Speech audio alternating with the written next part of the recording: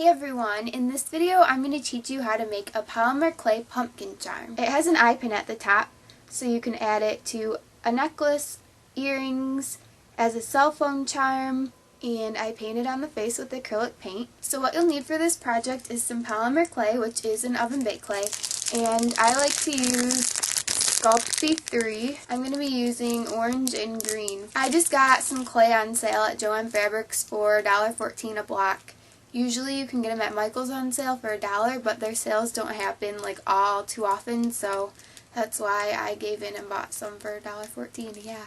You'll also want some acrylic paint if you're painting the face on, and if you want to make it into a charm, you'll need an eye pin, which is a finding in the jewelry aisle. We'll also need some wire cutters for this and a pair of pliers. And to paint the face on, I use a really tiny, oh that's the wrong side, I use a really tiny paintbrush. And to paint the gloss on, I just use a really cheap paintbrush. You can use gloss if you want it to be shiny. And this is a tool that I'll be using to add detail. The first step is to get the colors of clay out that you're going to be using. Get out enough for the base of the pumpkin and the stem. Then I work with the base of my pumpkin first, so I'm going to roll it into this shape. I roll it around in the palms of my hands, using the table as a way to keep the bottom flat. I just mold it into a more elongated oval-y shape. Kind of looks like a gumdrop. Then go ahead and shape the stem of the pumpkin. I kind of just roll it into a cylinder shape. I stick it on top, push down really hard so it sticks, and then I take it back up with my fingers, like so. Then it's time to add in the detailing of the stem and of the actual pumpkin. So I like to use this tool, and I use this side of it. Just kind of roll your tool along like that. And you can go back if you need to. You want the front to be smooth so you can paint a face on at the end or add a face with clay. So there's one on each side and then go around the whole back. There's the lines I put around the back, and in the middle of the front I'm just going to put a little tiny mark at the bottom, and it's kind of like a chin. Add some lines into the stem to give it texture. The next step is to add an eye pin if you want to make it into a charm of any sort. This is too long to fit into the pumpkin, so go ahead and take your wire cutters, cut it down to size, and be careful when you're cutting. Make sure it's away from your face. Then take a pair of pliers and just clamp it onto the very tip of the eye pin. Curve it in a tiny bit, bend it a little. This, I was told, is supposed to keep it in the clay better after you bake. I like the back side to go towards the back for whatever reason. It's just my preference. And just stick it in the clay. Push it so the circle is going a little bit down into the clay. Then I kind of just push the clay around it in a little so it has a better chance of staying in. And at this point you're ready to bake it. If you're using Sculpey 3, you want to preheat your oven to 275 degrees. Usually it takes about 5 minutes to preheat. I don't know. Depends on your oven, I suppose. And then you want to put it in on either a piece of foil, a baking sheet, or a glass pan or something like that.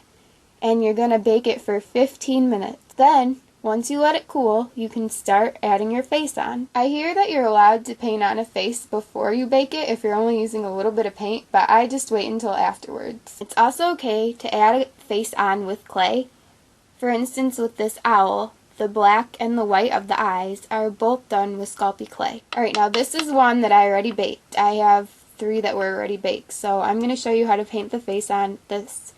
And this is the one I just made. It has to be baked first. So I'm going to take my small paintbrush, it's a really tiny detailing brush, and I'm going to take some black acrylic paint. If there's some up here, I'll take that. You can paint the face on any way you want, but I'm going to paint 2 triangles for the eyes, a tiny triangle for the nose, and a little rigid smile. I'm going to attempt to paint this on the screen here. It's going to be a little difficult maybe. And now for the mouth. And as you can see, the little line down there is kind of not in the center. I guess that's okay, but ideally I'd like it to be in the center. I'm going to do a couple touch-ups to the eyes and stuff. It's really hard to paint on camera. Then I'll show you the finished product. Now I have this, and if you can see, this one has little white dots in the eyes, and I think that makes it look a lot more alive and a lot more friendly. So what I do is I just use the end of my paintbrush right here, and I'll dip it in some white paint and put those dots on.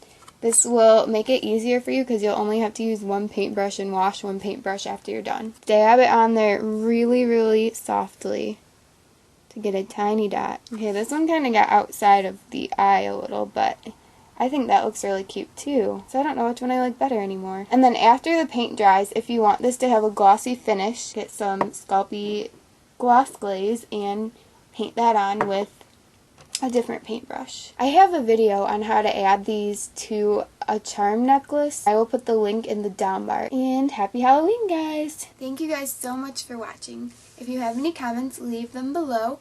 And also in the down bar, I'll have links to my official Facebook, and then Formspring, Twitter, Daily Booth, and Tumblr, and my Etsy shop, because I'll probably have some of these up in my Etsy shop for sale. And you guys just have a fantastic day, and I will see you soon. Goodbye! Oops. The little thing at the top. What are those called? Yeah, the stem. The stem. That was a tongue twister. That's the X.